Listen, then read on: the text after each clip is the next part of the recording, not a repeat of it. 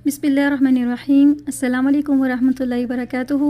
Awesome मुस्लिम channel में आप सबको वेलकम करते हैं। जज़ाकल्लाह खैरन कसीरा फॉर योर सपोर्ट।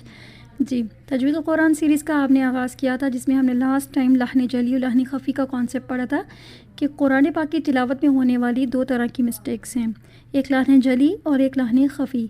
लहन जली के बारे में हमने पढ़ा था, ये बड़ी गलतियां हैं और नुमाया गलतियां हैं, और ये वो गलतियां हैं जिनके करने से कुरान का तर्जुमा बदल जाता है, अल्फाज का तर्जुमा बदल जाता है, जिसकी वजह से ये हराम दर्जे की मिस्टेक्स हैं। सेकंड कैटेगरी हमने पढ़ी थी लहन ख़फ़ी की, यानी कुरान को खूबसूरत बनाने के लिए जो कवानीन हैं, तहसीन हरूफ से ताल्लुक़ रखने वाली जो सिफ़ात हैं, उनमें कमी करना या उनको इग्नोर कर देना। अगर इल्म है तो उसको इग्नोर कर देना, ये लहन ख़फ़ी में आती हैं। आज के सेशन में कुछ आपको इसी टॉपिक पर मज़ीद आपको बताएंगे कि लहन जली और लहन ख़फ़ी के बारे में कुछ मज़ीद ऐसी डिटेल्स हैं जिनका आपको पता होना ज़रूरी है। सबसे पहले देखेंगे मिस्टेक्स एंड एरर्स इन तजवीद लहन यानी mistake. The scholars have divided the types of mistake one might fall into when reciting the Quran into two types। ठीक है, रिसाइटेशन के दौरान दो तरह की मिस्टेक स्कॉलर्स ने इनको डिवाइड किया, यानी स्कॉलर्स ने मीन्स यानी जो कुरान के एक्सपर्ट्स हैं उन्होंने इसको डिवाइड किया कि दो तरह की मिस्टेक्स हैं। नंबर वन लहन जली एंड लहन ख़फ़ी। You can see in the bracket लहन जली में लिखा हुआ है क्लियर मिस्टेक्स, लहन ख़फ़ी दीज आर हिडन मिस्टेक्स। ठीक है, तो कुछ लोगों को जैसे उर्दू में थोड़ा समझने में मुश्किल है, उनके लिए हमने कुछ साथ साथ इंग्लिश को भी लेके चलेंगे। तो लहन जली मीन्स बिल्कुल क्लियर मिस्टेक्स और लहन ख़फ़ी हिडन मिस्टेक्स। तो सबसे पहले हम देखेंगे लहन जली को। ठीक है, लहन जली में देखिए, the clear mistakes must be avoided by all and to avoid them one must know the rules of तजवीद। सबसे इम्पॉर्टेंट बात इसमें यह कि अगर आप चाहते हैं कि आपकी लहन जली जो है ये तिलावत से रिमूव हो जाए, इट्स वेरी कंपल्सरी कि आप पहले इल्म हासिल करें। ठीक है, आपको रूल्स का आइडिया होना चाहिए। ठीक है, तो इसको अगर आप अवॉइड करना चाहते हैं, सबसे पहले तो आप रूल्स को लर्न करें। Okay, the second point, if a person falls into the clear mistakes this is considered a sin. ठीक है, अगर इन क्लियर मिस्टेक्स में कोई बंदा जिसकी हर रोज़ ही तिलावत में ये मिस्टेक्स होती हैं, दिस इज़ कंसिडर्ड सिन, ये गुनाह है। And Ibn Taymiyyah even regarded it undesirable for a student of knowledge that someone who knows तजवीद। ठीक है, वो शख्स जिसको तजवीद का इल्म है, स्टूडेंट ऑफ नॉलेज का मतलब जिसके पास तजवीद का इल्म है, ओके, उसके लिए ये अनडिज़ायरेबल है। क्या अनडिज़ायरेबल है? To pray behind a person who makes clear mistakes in their सलाह। वैसे इंसान को चाहिए किसी ऐसे इंसान के पीछे नमाज मत पढ़े जिसकी ख़ुद की मिस्टेक्स हैं, यानी एक ऐसा इंसान जो जमात करवा रहा है और उसकी लहन जली है, तिलावत में लहन जली हो रही है, बहुत बड़ी गलतियाँ हो रही हैं। तो अगर कोई उस इंसान से ज़्यादा इल्म रखता है और उसको पता है ये लहन जली कर रहा है, तो ऐसे इंसान को चाहिए उसके पीछे जमात मत पढ़े। उसको मना किया गया, क्यों? क्योंकि उसको चाहिए वो ख़ुद जमात कराए। ख़ुद क्यों कराए? क्योंकि उसका इल्म उससे ज़्यादा है। जमात कराने के लिए बहुत ज़रूरी है कि जो जमात कराने वाला इंसान है उसका इल्म बहुत कंसिडर होता है।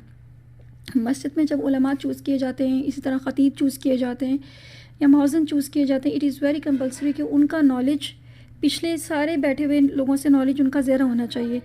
और अगर वो मिस्टेक्स कर रहे हैं तिलावत में बहुत ज़्यादा, ठीक है। एक होती है हिफ्ज़ की गलती, अक्सर मसाजिद में हिफ्ज़ की गलती होती है, पीछे एक पर्सन जो है ना वो खड़े होते हैं, वो गाइड कर रहे होते हैं कि यहाँ से आपने गलत पढ़ दिया। यहाँ बात हो रही लहन जली की। हिफ्ज़ की मिस्टेक इट्स वेरी नेचुरल अगर आपकी मेमोराइजेशन मिस्टेक्स हैं, लेकिन लहन जली का मतलब है कि बेसिक अरबिक ही नहीं सही पढ़ी जा रही। ठीक है, लहन जली का मतलब है बेसिक अरबिक ही सही नहीं पढ़ी जा रही, यानी बेसिक अरबिक में मिस्टेक्स हैं, यानी रूल्स नहीं आते। ये बात है, रिसाइटेशन के रूल्स नहीं आते। तो इमाम इब्न तैमिया क्या कह रहे हैं कि ऐसे इंसान के पीछे नमाज उस इंसान को नहीं पढ़नी चाहिए जिसको उनसे ज़रा इल्म है, उसको चाहिए कि वो खुद जमात कराए। Okay, the next point is very obvious and can be felt changes in the meaning of the Quran words. Very obvious mistakes, ठीक है, बहुत वाज़िया मिस्टेक्स होती हैं और इन मिस्टेक्स के करने से कुरान के वर्ड्स का मीनिंग चेंज हो जाता है। Okay, and then must avoid it every cost. Every cost, ये एवरी कॉस्ट का वर्ड अक्सर हम पेरेंट्स यूज़ करते हैं बच्चों के लिए। तुम्हें हर हालत में ही करना है, हर हालत में आपको ये करना है। ठीक है, एवरी कॉस्ट, कुछ भी हो जाए हमें इस मिस्टेक को अवॉइड करना है। क्यों? क्योंकि इट्स अ सिन। आप पीछे पढ़ें, it is considered a sin. ठीक है, it is considered sin, it's हराम दर्जे की mistake. So that's why you have to avoid it at every cost. These mistakes are haram. See the last point, these mistakes are haram. Simple, haram mistakes हैं। Okay, now let's talk about लहन ख़फ़ी। lahne khafi, these are hidden mistakes. Okay, the ruling on hidden unobvious is lighter. अब इनके लिए ज़रा ruling था ना हल्की सी है. And the recitation of the person falling into this type of mistake is regarded as lacking in completeness. ठीक है, जो शख्स लहने खफ़ी करता है उसका मतलब ये है कि वो उसका कामिल इल्म नहीं है, उसके पास मुकम्मल इल्म नहीं है, यानी इनकम्प्लीट नॉलेज है उसका. उसके रीज़न क्या है? हो सकता है वो लहने जली तो अवॉइड कर रहा है, उसकी बड़ी मिस्टेक नहीं हो रही, लेकिन उसको कुरान को खूबसूरत बनाने के लिए जो रूल्स एंड रेगुलेशंस हैं उसका आइडिया नहीं है. ठीक है, तो इसका मतलब क्या है कि उसके बाद इल्म की कमी है. ठीक है, लेकिन इसका मतलब ये नहीं कि ये सिन है, इसका मतलब ये नहीं कि वो नाउज़बिल्ला कबीरा गुनाह कर रहा है या कोई हराम दर्जे की गलती कर रहा है. No, it the ruling is lighter, थोड़ी कम यानी हल्की रूलिंग है इसके लिए. The next point, a mistake that although doesn't change the meaning of Quranic words, okay, a mistake that although doesn't change is mistake के करने से कुरान की अल्फाज का तर्जमा नहीं चेंज होता, but the beauty of the words diminishes. Quran के अल्फाज की खूबसूरती बिल्कुल ख़त्म हो जाती है. It's the same like that I told you before के एम्ब्रॉयडर्ड ड्रेस और एक simple dress, there is huge difference. Embroidered dress is looking very beautiful, it's very attractive, but the simple dress is very much normal dress. तो अगर आपने कहीं जाना है, किसी से मीटअप करना है, definitely you are going to wear a good dress. So this is what I want to tell you कि लहने जली और लहने खफ़ी, इसका डिफरेंस क्या है कि लहने जली करने से आप बहुत बड़ा गुनाह करें और लहने खफ़ी बहुत बड़ा गुनाह नहीं, लेकिन आप कुरान में से जो खूबसूरती का जो एक आंसर है वो उसको आप रिमूव करें. Okay, next point, reading against the rules of different letters falls under this category. अब लहने खफ़ी बेसिकली क्या है? डिफरेंट रूल्स हैं, लेटर्स के डिफरेंट रूल्स हैं. ठीक है, कि लेटर्स को किस तरह से प्रोनाउंस करना है, आपने उनको लेटर्स को जिस तरह से प्रोनाउंस करना था उनके अगेंस्ट प्रोनाउंस किया है, उनके अगेंस्ट आपने रूल्स के अगेंस्ट पढ़ा है उनको, इसीलिए ये लहने खफ़ी है. Okay, the next point is this mistake is मकरूह. मकरूह मीन्स डिसलाइक्ड, जो नापसंदीदा है. ठीक है, ऑल्सो इट कुड बी हराम. Also it could be, this is very important to understand, also it could be haram if done intentionally. अगर जानबूझ के ये गलती की जाए तो ये हराम है. अच्छा, अब जानबूझ के कोई भी नहीं करता, हम सब कहते हैं नहीं नहीं मैंने तो जानबूझ के नहीं किया. यहाँ पर इंटेंशनली का मतलब क्या है?